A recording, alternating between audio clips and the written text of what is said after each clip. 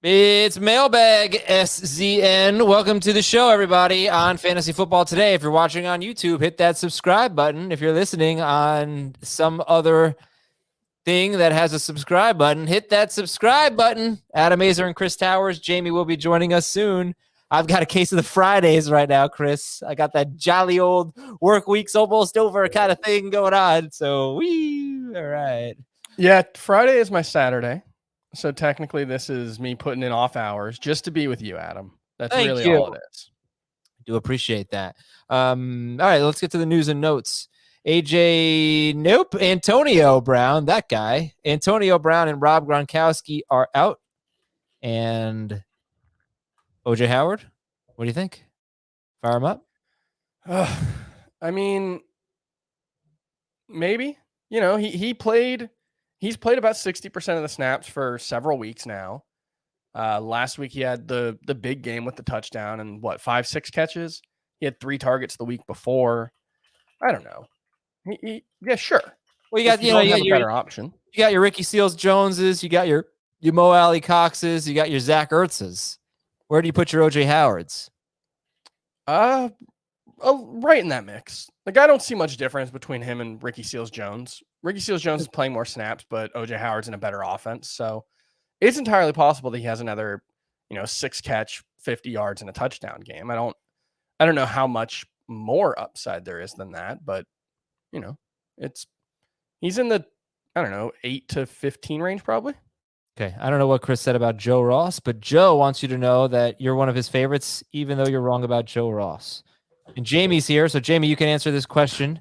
Jamie, OJ Howard or Ricky Seals Jones this week? Jamie's getting his microphone on. that's pleasant. OJ. Okay. No, RJ. Wait, RSJ? RSJ. Okay, thank you, JE. All right, more news items here. We just got going. Brian Flores. Boy, I don't feel so great about Tua right now, Brian Flores. Like, this was not a big vote of confidence. I don't really get into rumors. Tua is our quarterback. We're happy with our quarterback situation. I'll leave it at that, which I've said multiple times. It's so unfair that they're forcing this guy to answer the questions. Like, he doesn't have anything to do with this. Like Chris Greer should be out there answering these questions, or Stephen Ross, Like, I get that Brian Flores has to answer those questions, but he's not making the personnel decision. So, yes, Tua is their quarterback. He's not wrong. Oh, Kevin Stefanski's hopeful for Mayfield and Chubb next week. Dallas Goedert is going to play this week. A.J. Brown says he's going to play, but he also says his body is rejecting any food he eats. Man, that is some bad food poisoning. Yeah. We're going on 10 days of this now? Yeah. No, no. Saturday will be a week. Okay. But still, for me, it was like a day. It was a night. It was one horrible night. Yeah, it was bad stuff. All right. Tyreek Hill practice. Antonio Gibson was limited. Jamie, give me your thoughts on the Washington backfield. Gibson's a number 2 running back if he plays. I still like McKissick better in PPR than Gibson. If Gibson's out there, obviously I love McKissick if Gibson doesn't go. If Gibson is out, McKissick's got top 12 upside in PPR, top 20 upside in non-PPR, and Jared Patterson's a good streamer. That works. Sammy Watkins and Latavius Murray missed practice. So let's say Antonio Gibson plays. How would you guys rank Gibson, McKissick, and Devontae Freeman? Chris? Gibson, McKissick, and Devontae Freeman. I think it would be McKissick, Gibson, and Devontae Freeman. I would go Freeman, McKissick, Gibson in PPR. Oh, so that's a decent amount of faith in Devontae Freeman. Yeah. Well, it's also a lack of faith in the Washington football team. Okay. Gotcha. Hey, I'm hitting like right now. And also seeing a Harry Potter pre-roll on our video there on YouTube. But I'm not a wizard. I'm not a sorcerer. Everybody. What are they advertising at this point? I think that it's on some streaming service. Oh, okay. I think. Do love Harry Potter. Yeah? Is that worth binging?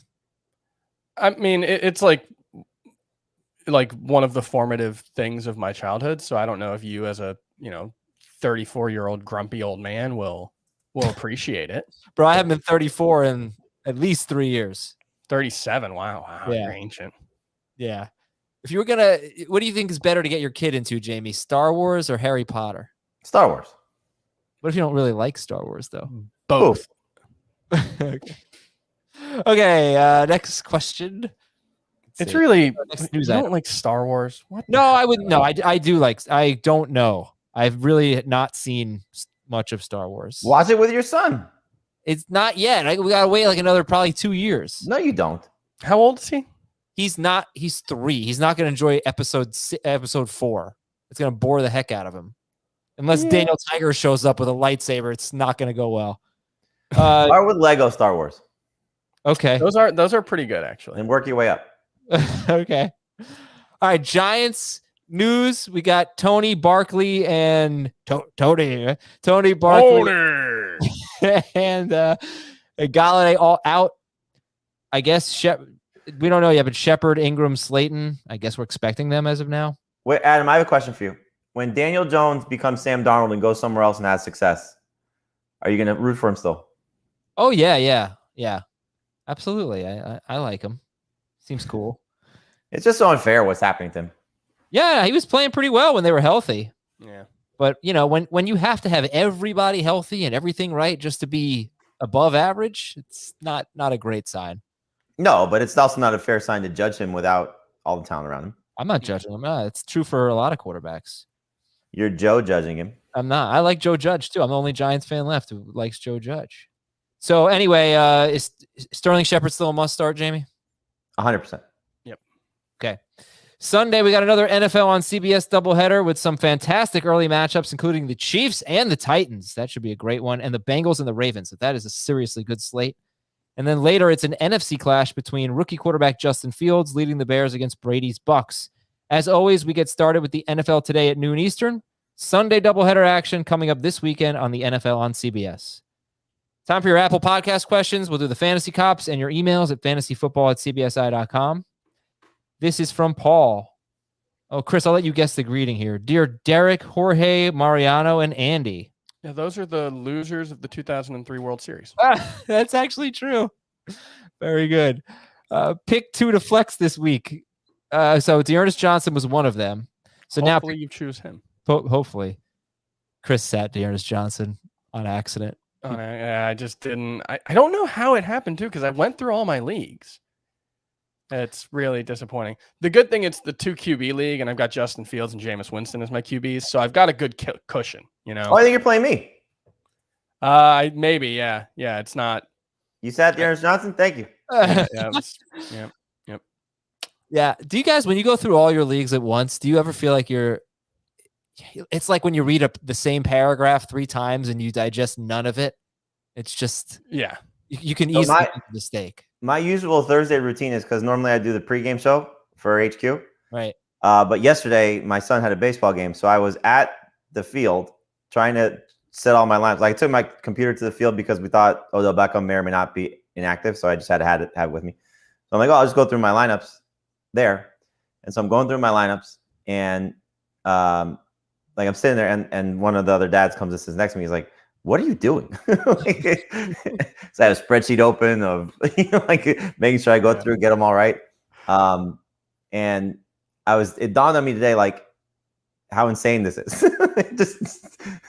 That dad was like, God, that guy loves fantasy football. He knows what I do. Oh, okay. I had one dad tell me, "Hey, I looked you up the other day."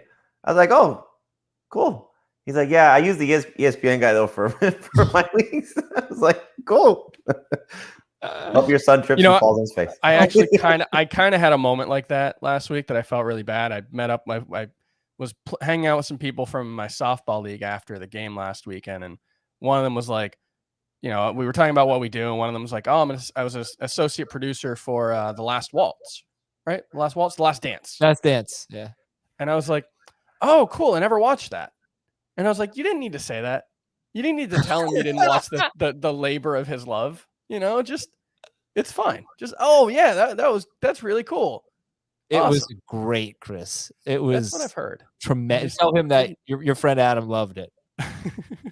Okay, so here's the question from Paul. Jacoby Myers, Tyler Lockett, Mike Davis, AJ Green. Who are your two favorites in PPR? Jacoby Myers, Tyler Lockett, Mike Davis, and AJ Green.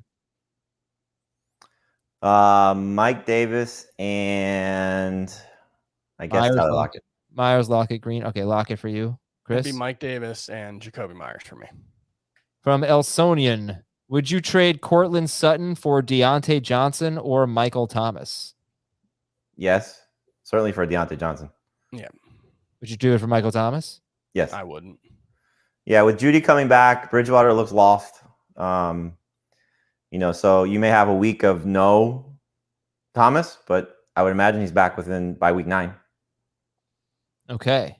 And here's a Fantasy Cops Apple Podcast question from Mayflower. I am the commissioner of a 12-team half PPR redraft league. Deebo Samuel has been dropped for Cole Beasley. What do I do? No collusion involved, just a player in the league being really stupid despite being in first place. You let him be stupid. It's a first-time player or somebody who's played before, do we know? No. If it's a first-time player, like you invite somebody to be in your league, they don't know how bye weeks work and how those things work, I would probably say, hey, are you sure you meant to drop this person? Mm-hmm. If it's somebody who's been playing for a long time, then I would probably say, what the hell are you doing? Yeah, you eat it. Yeah. Like I've had in the last 2 weeks in a 10-team league, and 10-team leagues there are always going to be some players that are dropped that you question. But I think I told you I made a trade for somebody who was just very frustrated with the McCaffrey situation. This is I think it was before Russell Wilson got hurt, but traded Tyler Lockett and the Cardinals running backs for McCaffrey and Jacoby Myers. So I got the better end of that deal. But then the person who I traded with, and I would have taken this player also, dropped Zach Moss, which I didn't quite understand. So yeah, that was a weird one. And then I saw in that same league that Julio Jones was dropped. Jeez. Well, I think I could see something I would do, but not something like too crazy. I had to drop Jacoby Myers in a league because I couldn't. There was nobody else I could drop. Who's going to score more touchdowns this year, Julio Jones or Jacoby Myers? All right. So, yeah, nothing you can do about that. More Fantasy Cops questions, this time from our inbox from fantasyfootball@cbsi.com. Matt is in a 10-team PPR league 15 years running. The bottom two team accidentally drops Deebo Samuel. The manager is notoriously over the top complaining about everything. After the accidental drop, he says nothing. The commissioner in second place has the first waiver priority and picks up Deebo Samuel. Bottom team has Ruggs, Callaway, and Kirk at wide receiver, so should not have dropped Deebo. I smell collusion. What smell you, or what say you, and what is the punishment? Commissioner ends up with Deebo here. Whiny, complaining manager drops Deebo Samuel and doesn't say anything. And Matt suspects collusion. I mean, if it's collusion, they're out of the league. Kicking the commish out. Yeah. So I mean, you can't allow that, but it could just be someone being stupid. Right. Can you prove collusion? Just because it just could be circumstance that manager drops Deebo Samuel and happens to be that the commissioner is on the first person on waivers. Like, and where's the colluding coming in? Is he getting his entry fee back? Is he getting, first pick next year? Like, what's he benefiting from doing this? Yeah. You've got to prove it. Hire a private investigator and trail both of them. Now, what I think you can do is maybe less detailed plan than Chris has. Is check with the other players in your league and say, do we think that there's collusion going on here? And if they all agree with you, then you bring it to the commissioner and say, what the hell? Yeah. It deserves to be brought up and make the guy explain himself. Or he says it was an accidental drop, so that would be his explanation. But if it was an accidental drop, I would probably give him Deebo back. I would too. That, like I said, anytime you see something like that, you always want to say, did you mean to do this? Yeah. I get the sense they don't like him that much. but here we go. Last one. All right, this is a long one. Everybody sit down, get cozy. Long Fantasy Cops one from Ryan. I'm going to lower the music. so we can pay attention. All right, 5th year of our Friends and Family League. This year, the commissioner and the co-commissioner decided to restrict the IR spots to players who are on IR or out due to COVID, even though the app lets players with the out designation occupy those spots. The whole league agreed. Okay, IR is only for people on IR and players with COVID. This week, the commissioner and the co-commissioner are facing each other. On Wednesday, the commissioner pointed out to the co-commish that he had Nick Chubb in an IR spot and he needed to fix it. Co-commish said that it's fine since the app allowed Chubb to be put there. But after multiple other teams mentioned the new rule put in place and screenshots were sent, the co-commissioner got so pissed off that he left the group chat and did not fix his roster in the process. Okay, we'll pause right there. Obviously, this is wrong. Like, what are you doing, co-commissioner? Of course you can't keep Chubb there. You established the rules. Everybody knows it. What are you throwing a fit for? Okay, anyway. Fast forward to Thursday night. The co-commissioner has rejoined the chat and fixed his team. Good. Everyone has a bad day. And that's the end of this Fantasy Cops email. We're all good now. So I have one. How are we treating? Wait, no, I was joking. It's only halfway through. Okay. So he fixed the team. Jarvis Landry, though, was activated from IR just before game time. And remember, the co-commission, the commissioner playing. The commissioner has Landry in an IR spot, but did not move him out when he was activated. He was at work when Landry was activated and did not have time to adjust his roster before the game. The co-commissioner sees this and blows up the group chat saying the commission needs to drop Landry since he is illegally occupying an IR spot and he can't be moved because the Browns have already started the game. The rest of us are fine with Landry staying in the IR spot as long as the commish drops a player on his bench. But the co-commish is throwing a huge fit and petitioning the commish to forfeit the week for having an illegal lineup, and he will quit the league if that is not what happens. We all agree he's overreacting and needs to calm down, but he's seemingly made up his mind.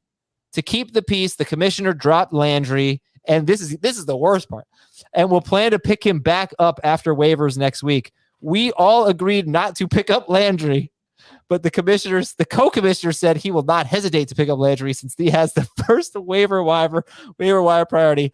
I don't know why he's being such a jerk. I don't see the problem. The problem is the commissioner didn't have time because he was at work. Oh, time to drop Jarvis Landry, to activate Jarvis Landry. No, I buy that one. I buy that too. I buy that too.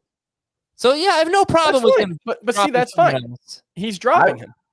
I would test the co-commissioner's fortitude on if there's a better player. Let's say somebody to pick up Dearness Johnson, right? Or somebody gets hurt and there's another running back that's available. Is he really going to pick up Jarvis Landry just out of spite? Yeah, man, use your first waiver claim on Jarvis Landry. Yeah, like if he wants to use his first waiver claim on Jarvis Landry with a bad knee and ankle and a quarterback with a bum shoulder, like fine. If he really wants to be that petty, I think that's totally fine. Yeah.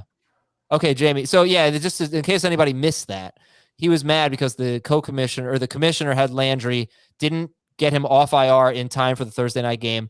Everybody else in the league was fine with the commissioner dropping someone else and keeping Landry in IR for the time being. Co-commissioner thought, nope, you got to drop Landry. You have to forfeit the week or I'm quitting the league. I would also test his fortitude to see if he'd actually quit the league. I thought that's where you were going. All right, Jamie, what do you got? So what are we doing with players that are still on the pup list? What's the proper way to handle it? Huh? Yeah, I think they're fine in IR. I mean, it depends on your league rules. Like I adjusted my league rules to allow pup on IR. So it came up in the 2QB league with a person that will remain nameless made a transaction to pick up Case Keenum, and it was the first transaction of the week. Sorry, not of the week, but of that night. And so when the email came, I saw Case Keenum added, Baker Mayfield put on IR. Obviously, Baker Mayfield's not on IR. No. So I said to this manager, you're gonna have to make a transaction before the end of the day. This was Thursday morning, before the end of the day, before Baker plays, because you can't put him on IR. And then he said to me, well, you have Jeff Wilson on IR, who's not technically on IR. And I'm the commissioner. And I said, well, he's on the pup list. There's nothing I could do. Right. And so he was like, well, I don't see the difference because he's not on IR, so he's on a PUP list. And I guarantee I know who this is, by the way. This is Heath. You don't know who this is. Okay. It's not guy it's not guy whose name begins with J. No. Oh, okay. It's his boss. I don't know who his boss is. M? Yes. Really? Yes. I mean, the rules are clearly established. Players on PUP can be on IR. Players that are week to week can't be on IR. But are we at the point now where PUP list guys are not eligible for the PUP list, right? No, they're still on PUP. They're still on the PUP list. They have a 3-week window now to be activated, right? And then 3 weeks to come off, and then 3 weeks to play. No, I think it's totally fine. Yeah, M. All right. Take a break. Come back with your emails at fantasyfootball@cbsi.com. Welcome back. Thanks so much for all your emails. Appreciate it every week, everybody. A lot of crappy lineup decisions in week 7. This is not one of them. This one's from Garrett. Do I start Jalen Hurts or Matt Ryan? It hurts for me. Hurts. Yeah. Okay, from Jake in Kansas City. Dear Arian, Lamar, Dominic, and Steve. Those are Texans running backs Oh, who have finished as top 12. Did Dominic Smith, right? Was that his name? Did he ever finish as a top 12 running back? I don't even remember. Steve Dominic Williams. Steve Slayton did, I'm pretty sure.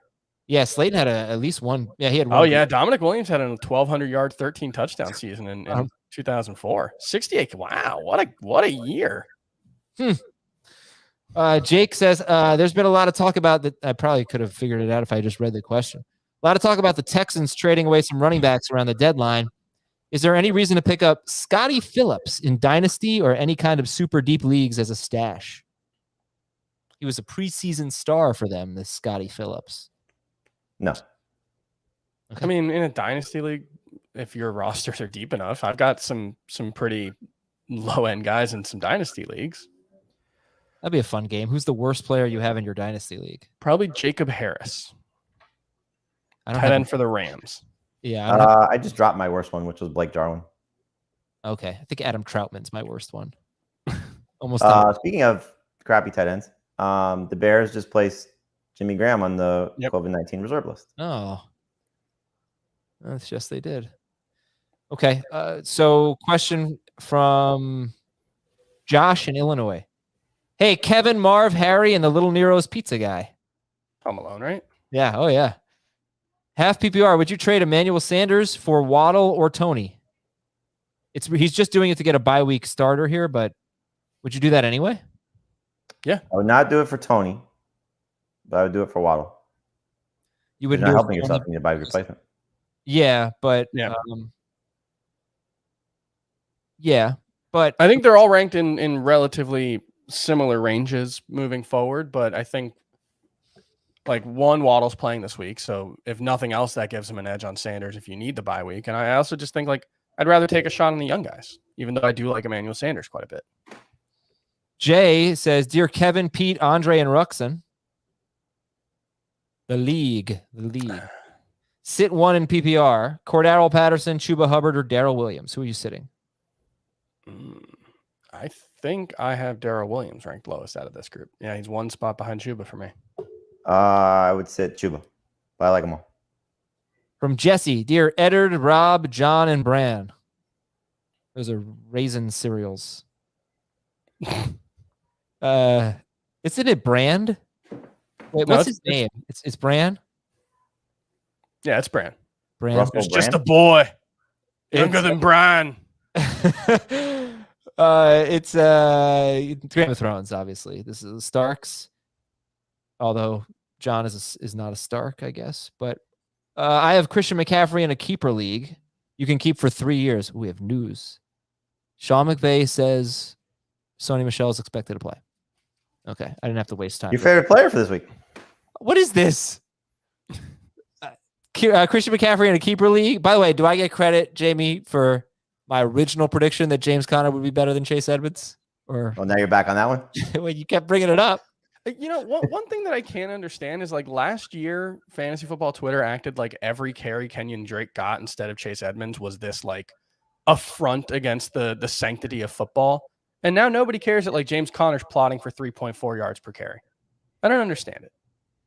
Yeah, it's the same thing with Melvin Gordon. Give him a little credit. He hasn't been. It's ridiculous. Yeah, it's also people are just fishing for this Javonte Williams superstardom. Well, it's week 8. Week 8 is Javonte Williams week. Well, I guess technically week 7 was. So I have McCaffrey in a keeper league, Jesse says, and you can keep him for 3 years. I also have Najee Harris. Would you suggest selling McCaffrey for picks because of the injuries? Are you out of it? Yeah. Don't know the details, but he can keep him for 3 years. I mean, if you're not out of it, I'm making a run. Yeah. There's been enough. I still view him as the best. Like if I was ranking for 2022 right now, he would still be the number 1 pick for me. I meant to bring that up on Wednesday's show and I forgot.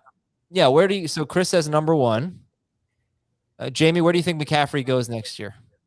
It's so hard to say right now. I mean, he's still going to be a top 10 pick. But if he misses another 13 games, it's hard to justify him going number 1 ahead of Derrick Henry. Yeah, like I said, we're going to be sitting here in 2032 and saying, Henry can't do that again. Henry can't do it again. It's 2064. Derrick Henry's run for 14,000 yards in the most recent season. But this is the year. When does he become the best running back ever? Ever? Yeah. Oh God! I mean, how many more years? 2 more great years. If he leads the NFL in rushing for 2 more years, or if he leads the NFL in rushing in 2 of the next, let's say 5 years, I mean, if he has another 2,000-yard season this year, like that's. It's just what I love about Henry is that in this era of passing, he's the one non-quarterback that I think is the most important player on the offense. I mean, maybe McCaffrey is too, but he doesn't carry the team like Henry does. Henry is... McCaffrey kind of does when he's healthy. I don't know. I mean... But McCaffrey's never helped the team get to the playoffs, so that's the difference. Right. Yeah. Is that entirely his fault? Probably not. No, definitely not. But I don't know that the Titans make the playoffs without Henry. In fact, no chance. No, right? No. He's amazing to me. It's also, divisions that they play in, and that matters. But yeah. This was a fun conversation we had before HQ on Wednesday. Me, Heath, and Pete, excuse me. Of if you were drafting a team right now, NFL team from the beginning, right? So everybody gets to pick their old team. Where would Derrick Henry go? He's old. I don't think he's a first rounder. Yeah, he's the only one that would be a first rounder. But so we kind of came up with, say there's 15 quarterbacks that go in the first round. Probably a handful of cornerbacks, a handful of left tackles. And then does he go ahead of any wide receivers in the first round? I think he probably would. You mean does he go ahead of every wide receiver? I think he might go ahead of wide receiver. I think he might go ahead of every wide receiver. It's hard to say. It's really hard to say. Wide receiver is kind of a deep position, so Yeah. Well, it was like, when we started getting to okay, who's like the quarterback 16 through 32, and I think one of the guys said, would you take Trevor Lawrence or Derrick Henry? You're starting a team. Lawrence. You're starting a team. You take Lawrence. Yeah. Right, but if you're trying to win right now, because everybody's starting over. But would you take Myles Garrett or Derrick Henry? Myles. Yeah, I'm sorry. We didn't factor in pass rushers, cornerbacks. It was everything. So yeah. I mean, that's why I don't think he'd be a first rounder, but it'd be close. But it's also and this is what we do fantasy wise too. But it's if you're getting if you're drafting, let's say Kirk Cousins, right, who's in that 15 range per se, Kirk Cousins, and then you end up with Aaron Jones, you're much happier than taking Derrick Henry and, who's the worst quarterback? Zach Wilson right now. Right. Or Tua, whatever the case may be. Well, it's like when the Browns picked Nick Chubb in round 2. So that was the same year the Giants picked Saquon Barkley 2nd overall, right? But then you look at what happened with the Browns last night, where we've always thought man, Nick Chubb is this really special player, even above and beyond most running backs, even above and beyond most good running backs. And I think he is, but damn, they certainly didn't seem to miss him last night. I kind of had the same thought, but I still think Chubb is incredible. He looked more like Kareem Hunt. Chubb has that breakaway ability that those guys don't have, I think. Here's a question from our chat, GM Patriots Nation. Who's better all time, Antonio Brown or Larry Fitzgerald, based on their entire career? At their peaks, Antonio Brown was better. Antonio Brown. Yeah, but based on their entire career. Brown. Yeah, I think Brown was the better player. All right, from Andrew in San Diego. I got offered Zach Moss and Khalil Herbert for my Darrell Williams. Would you give up Darrell Williams for Zach Moss and Khalil Herbert? He does have the other Bears backfield, so he'd lock it up. He has Montgomery and Damian Williams. I mean, Zach Moss is the only one with long-term ability in this team, this group. Yeah. Like so if you got to believe that Clyde Edwards-Helaire is going to be out for multiple weeks to hold on to Darrell Williams. Like, I mean, if it's another 2 weeks, then you're going to want to get Zach Moss. But see, I look at it the other way. Whereas, Zach Moss has long-term value, but maybe Khalil Herbert and Damian Williams aren't that useful until David Montgomery gets back, and all of a sudden you've got just the one starting running back in Zach Moss. Whereas if you have Darrell Williams, he could potentially be better than either Herbert or Damian Williams moving forward. And once Zach Moss or David Montgomery comes back, maybe it's not that important that you're losing Zach Moss.